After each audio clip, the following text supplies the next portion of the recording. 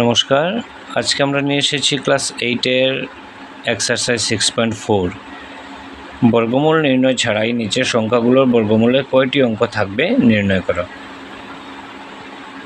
এটাতে দিয়েছে 100, তারপর দিয়েছে 21,904, তারপরে আরেকটা ডাক। তো প্রথমটা করে নিই।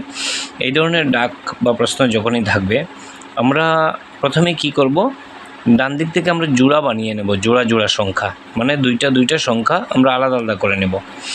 তো এই যে এখানে 100-তে কয়টা সংখ্যা আছে? 3টা আছে। তো আমরা জোড়া আলাদা করব মানে কি, প্রথমে এই দুইটা জিরোর উপরে দুইটা জিরো দিয়ে একটা জোড়া বানিয়ে দেব। তারপরে কি আছে? আরে একটা সংখ্যা আছে। একটা সংখ্যা থাকলেও আমরা কি করব, একটা বা দুটা নেক্সট থাকলে ওইটা আমরা এক জোড়া বা একটা এইভাবে মার্ক করে নেব।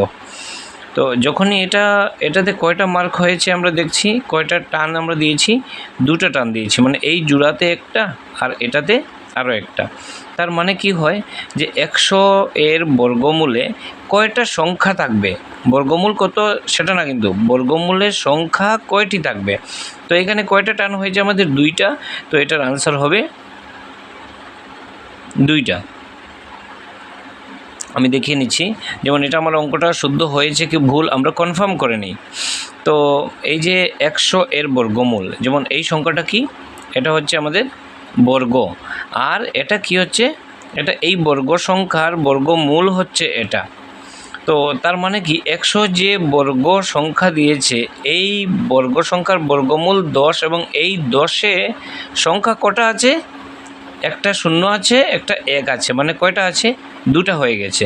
তো এই কথাটাই এখানে বলেছে যে 100-তে বর্গমূল যেটা বেরোবে, 100-র বর্গমূল, সেই বর্গমূলের সংখ্যা কটা দাঁড়াবে? তো এখানে 2টা হয়েছে।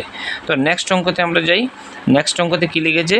21904। তো এটাকেও যদি আমরা জোড়া আলাদা করি, 04 এক জোড়া, 19 আরেকটা জোড়া, আর 2 একা থেকে গেছে যদিও, তো 2কেও আমরা আলাদা আরও একটা মার্কিং করে বা দাগ দিয়ে আমরা চিহ্নিত করে নেব।